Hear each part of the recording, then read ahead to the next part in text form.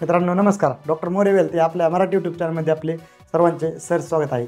तर मित्रांनो, आजच्या व्हिडिओमध्ये आपण एक चांगला म्युच्युअल फंड कसा निवडावा हे आपण आजच्या व्हिडिओमध्ये बघणार आहोत. तर सर्वप्रथम बघायला गेलं तर एक चांगला म्युच्युअल फंड म्हणजे काय? तर आपण एक म्युच्युअल फंडमध्ये गुंतवणूक स्टार्ट करत असताना सर्वांना सगळ्यात महत्त्वाचा प्रश्न असतो किंवा कुठं गुंतवायचे किंवा कसे गुंतवायचे आणि आपल्याला जास्त पैसे कुठं मिळतात. मग जास्तीत जास्त रिटर्न्स मिळण्याचा प्रत्येकाचा तर मित्रांनो म्हणजे प्रत्येकाचा प्रयत्न असतो एक म्युच्युअल फंडमध्ये गुंतवणुकीच्या नंतर. मग सर्वप्रथम एक चांगला म्युच्युअल फंड म्हणजे काय, की जो म्युच्युअल फंड एक लॉंग टर्ममध्ये जास्त परतावा देण्याची ताकद ठेवतो त्याला आपण एक चांगला म्युच्युअल फंड असे म्हणतो ते नॉर्मली भाषेत. ओके. मग आपण ज्यावेळेस गुंतवणुकीला सुरुवात करणार आहोत त्यावेळेस आपण सर्वप्रथम सगळ्यात महत्त्वाची गोष्ट म्हणजे आपण ज्या म्युच्युअल फंडमध्ये गुंतवणूक करणार आहेत सगळ्यात पहिल्यांदा सेबीच्या नियमानुसार जे काय एक लेबलिंग जे असते म्हणजे काय, किंवा एखादा म्युच्युअल फंड तुम्ही घेतात की त्या म्युच्युअल फंडचं नाव आहे ना, नाव की त्या नावामध्ये जवळजवळ 50 ते 70% त्या नावामध्ये त्या म्युच्युअल फंडचा अर्थ लपलेला असतो मित्रांनो.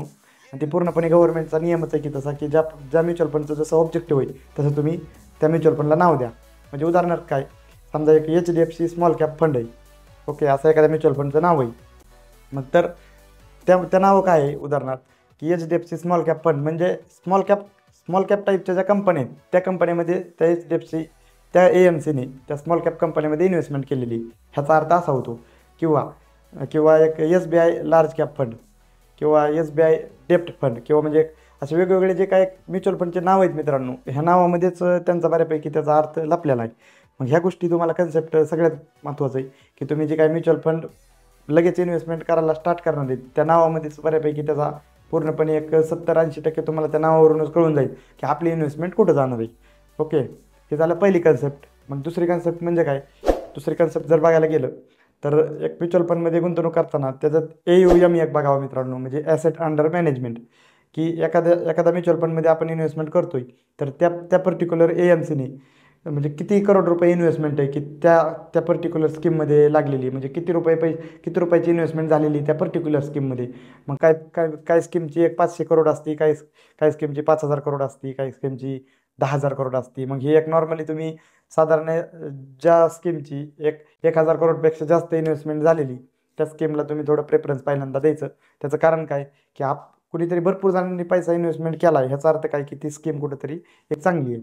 ओके, त्याच्यामुळे तुम्ही त्या फंडची साईज किती आहे, त्या पर्टिक्युलर स्कीमची साईज किती ही पण बघणं मित्रांनो गरजेचं आहे. मग त्याच्यानंतर तिसरा जर भाग बघायला गेलं तर तो जे फंड आहे पर्टिक्युलर एक म्युच्युअल फंड म्हणजे तो जे फंड आहे त्या फंडचा ऑब्जेक्टिव्ह काय आहे. ऑब्जेक्टिव्ह म्हणजे काय की त्या फंडचा उद्देश काय आहे त्या इन्व्हेस्टमेंटच्या पाठीमागे. ओके, म्हणजे आपण ज्या फंडमध्ये इन्व्हेस्टमेंट करतोय त्या इन्व्हेस्टमेंटचं काय होणार ही त्या ऑब्जेक्टिव्ह असतो मित्रांनो. की ती तुम्ही बघू शकता स्क्रीनवर, वाटल्यास मी तुम्हाला दाखवतो.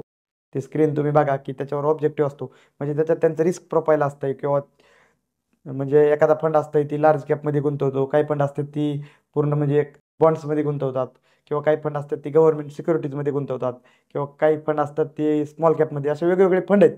मग त्या वेगवेगळ्या फंडचा वेगवेगळा उद्देश आहे मित्रांनो. ते तुम्ही उद्देश महत्त्वाचा लक्षात घेणं गरजेचं आहे की त्या फंडच्या मागील उद्देश काय आहे हे तुमच्या जर लक्षात आलं तर तुम्हाला गुंतवणूक कुठेतरी अजून सोपी वाटायला लागेल.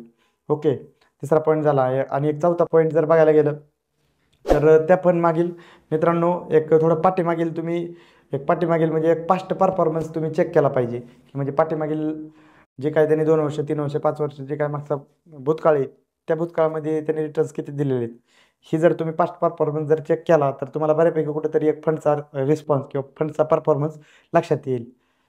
ही झाला पास्ट परफॉर्मन्स. आणि त्याच्यानंतरचं जर पॉईंट बघायला गेलं तर अजून एक गुंतवणूक करत असताना तुम्ही ती पर्टिक्युलर फंडची जे काही पाठीमागं बॅक एंड टीम आहे म्हणजे एक AMC म्हणजे ॲसेट मॅनेजमेंट कंपनी, त्याचं कंपनीचं बॅकग्राऊंड काय आहे ही पण मित्रांनो बघणं गरजेचं आहे.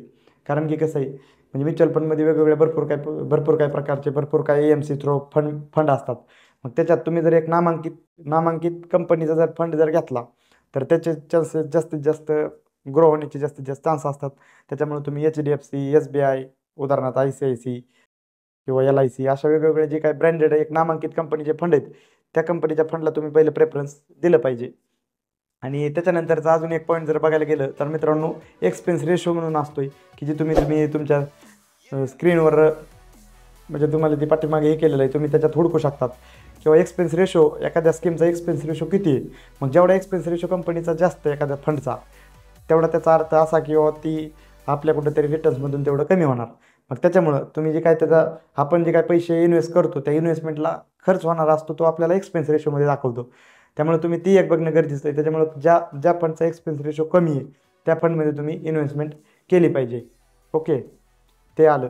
आणि पूर्णपणे एक सगळ्या गोष्टी हे जे काय महत्त्वाचे एक आपले 5-7 मुद्दे सांगितलेले आहेत मी 4-5, ते पूर्णपणे तुम्ही लक्षात घेऊन एक तुम्ही गुंतवणूक स्टार्ट करताना मित्रांनो या गोष्टीची काळजी घ्या. आणि एक मी personally particular mutual fund distributor आहे की जर समजा तुम्हाला जर इन्व्हेस्टमेंट स्टार्ट करायची असेल म्युच्युअल फंडमध्ये, तर आमची टीम तुम्हाला एक चांगल्यापैकी एक बेस्ट रिसर्च ॲनालिसिस करून म्युच्युअल फंडबद्दल आम्ही तुम्हाला गाईड करू शकतो.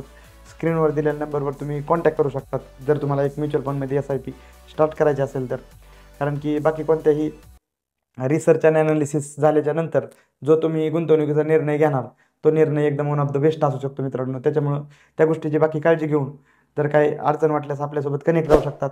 व्हिडिओ आवडला तर व्हिडिओला लाईक करा, आपल्या चॅनलला सबस्क्राईब करा.